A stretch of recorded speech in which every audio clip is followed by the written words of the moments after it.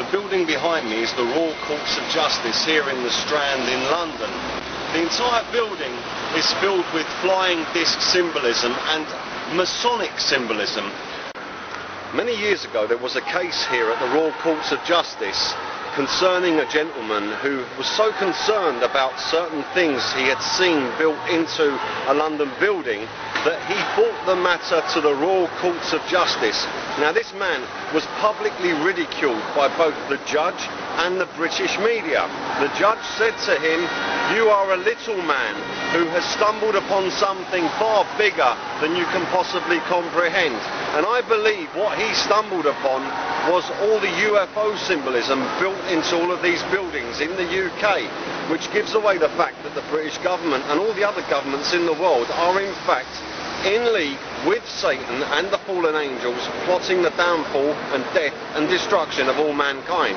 Now there's something else very interesting which once again pertains to that fact all along Fleet Street, which we're going to visit now. This monument behind me in the middle of Fleet Street is very, very interesting. First of all, it has a dragon at the top, which, as most of you know, is in fact a symbol of Satan. But it gets even more interesting the closer we look.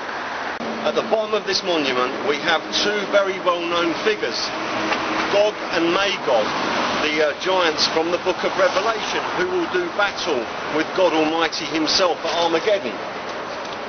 Now you have to ask yourself why the two giants from the book of Revelation, Gog and Magog, who will do battle with God at Armageddon, are depicted as the defenders of London. Who would two Nephilim giants, Gog and Magog, be defending London from other than God Almighty himself? As you can see, Queen Victoria is also depicted on this monument alongside Gog and Magog, and above her head once again we have the UFO arches.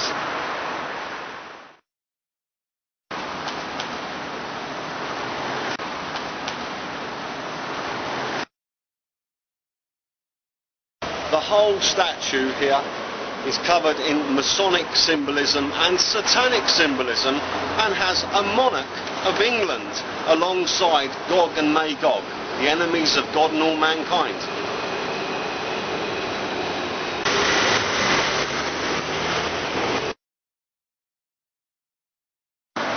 Behind me there is a very interesting cryptography which from a particular angle looks like an owl and explains to us why the owl is used as a Masonic cryptography. It does in fact depict a winged disc, a horn disc once again.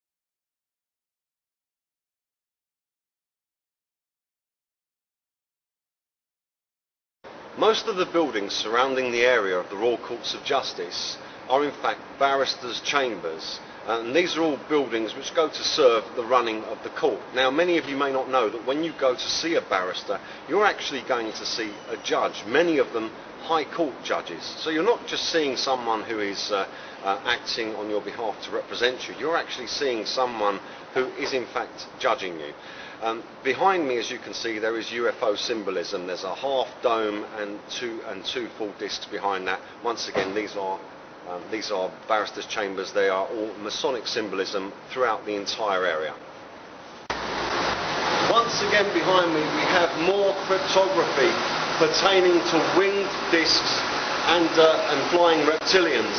Here in both of these you can see that there is a bird and a disc with a snake, so it's a winged disc containing reptilians. This is BBC Bush House. It's where the BBC do all their worldwide radio broadcasting from, and the whole place again pertains to giants, UFOs and the 8th planet, which is Nibiru, and there's a very, very interesting mosaic on the floor once again confirming that.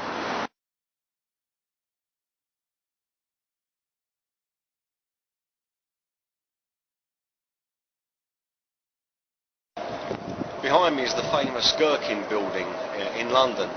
It's completely made up of triangles and in fact depicts a UFO taking off with swirling thrusters.